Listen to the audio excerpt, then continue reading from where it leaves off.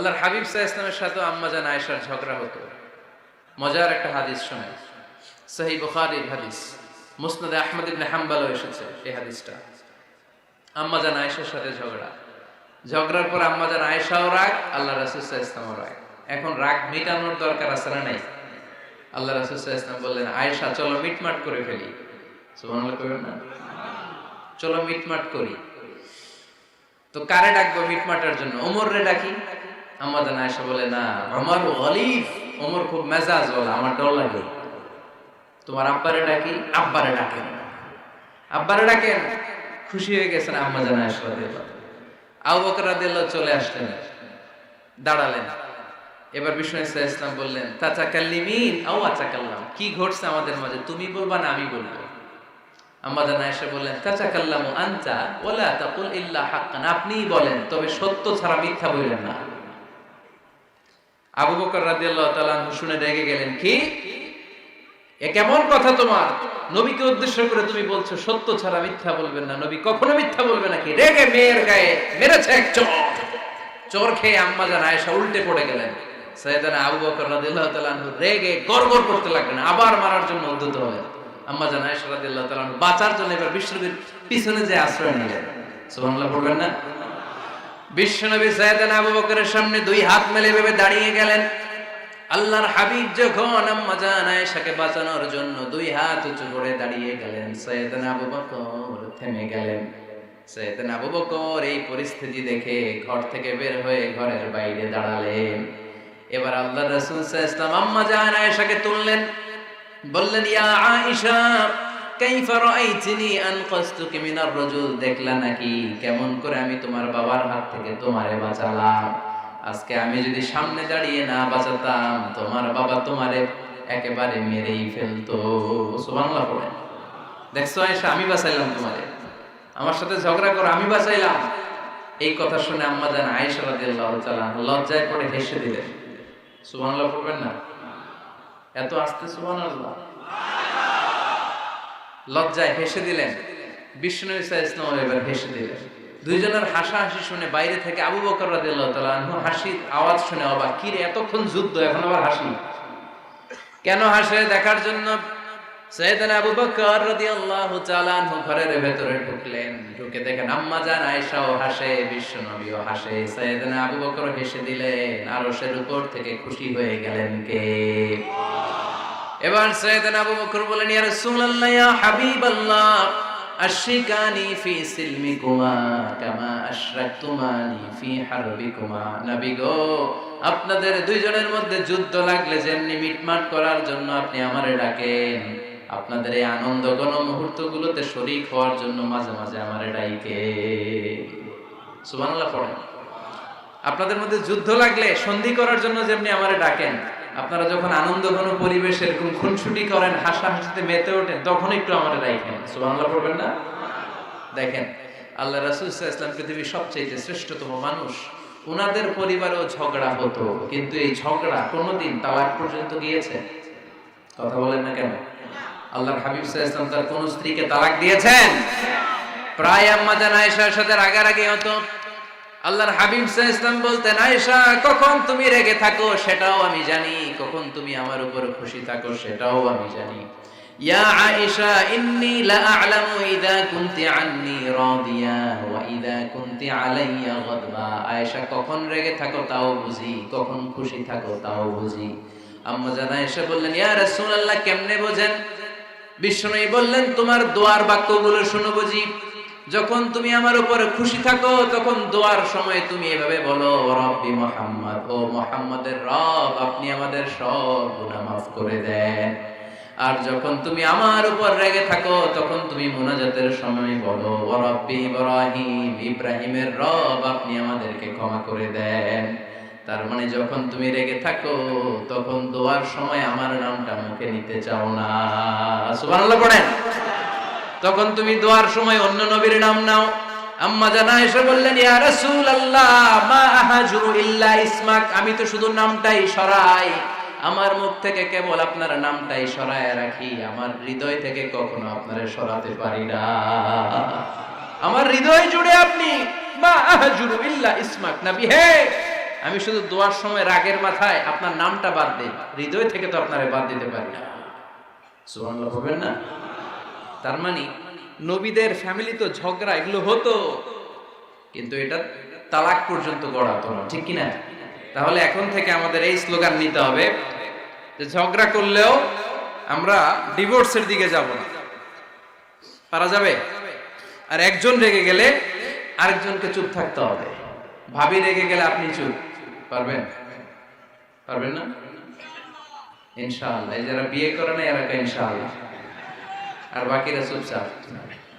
আওয়াজ করে পড়েন না ইনশাআল্লাহ। তাহলে প্রথমে স্যাক্রিফাইস, তারপর ঝগড়া করা যাবে না। 3 নাম্বার, দাম্পত্য জীবনের কোনো গোপন কথা অন্যের কাছে শেয়ার করা যাবে না। হাদিসে এসেছে, এটাকে বলা হয়েছে আ'যামুল আমানা, এটা সবচেয়ে বড় আমানত।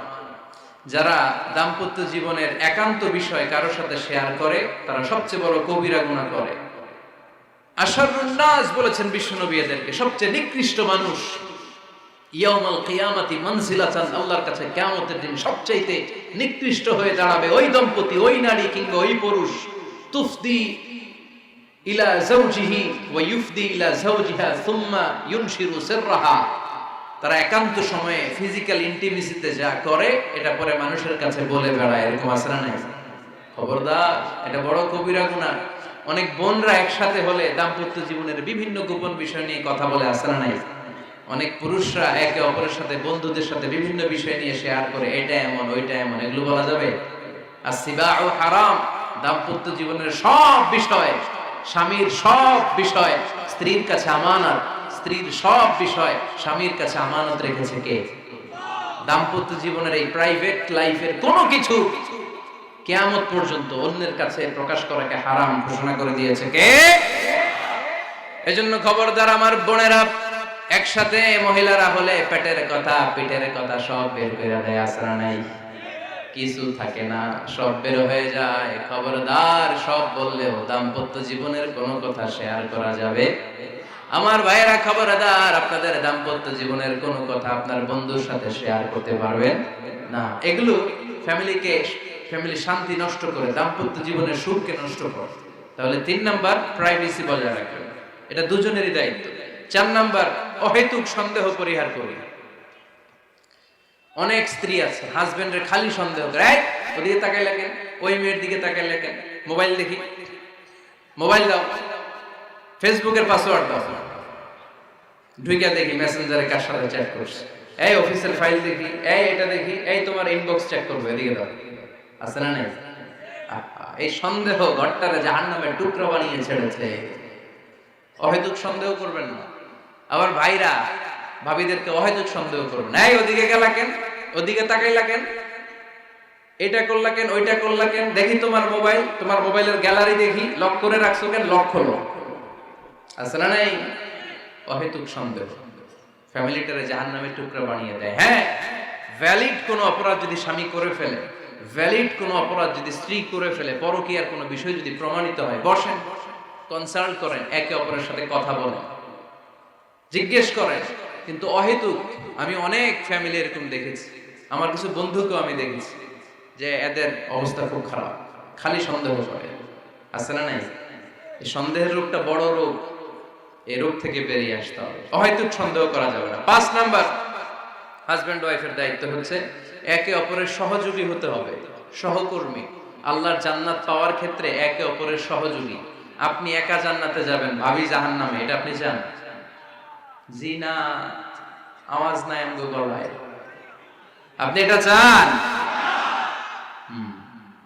ভাবি একা জান্নাতে যাবে, আপনি যাবেন না, এটা ভাবি চায়? চায় না। তাহলে গেলে একসাথেই যান না, একসাথেই যান, একসাথেই যাবেন, আলাদা না। এজন্য আল্লাহর আনুগত্যে, আল্লাহর ইবাদতে, দাম্পত্য জীবনে একে অপরের সহযোগী হতে হবে। স্বামী ভুল করলে স্ত্রী সুন্দর করে শুধরে দিবে, স্ত্রী ভুল করলে স্বামী শুধরে দিবে। ফজরের সময় স্ত্রী হাজবেন্ডকে ডেকে দিবে, উঠতে না চাইলে ঠান্ডা পানির ছিটা দিবে। কারণ জান্নাতে একা যাওয়া যাবে না, গেলে দুইজনই যাবে। কথা কয় না? দুইজনেই জান্নাতে যাওয়ার দরকার আছে না নাই? যত বেশি আপনারা আল্লাহর আনুগত্যে আগাতে পারবেন, তত আপনাদের মহব্বত বাড়ায় দিবে কে? এই যে হাজবেন্ড ওয়াইফের ভালোবাসাটাকে বলে লাভ পিরামিড। কি pyramid? Love pyramid, like triangle, ত্রিভুজ আকৃতি।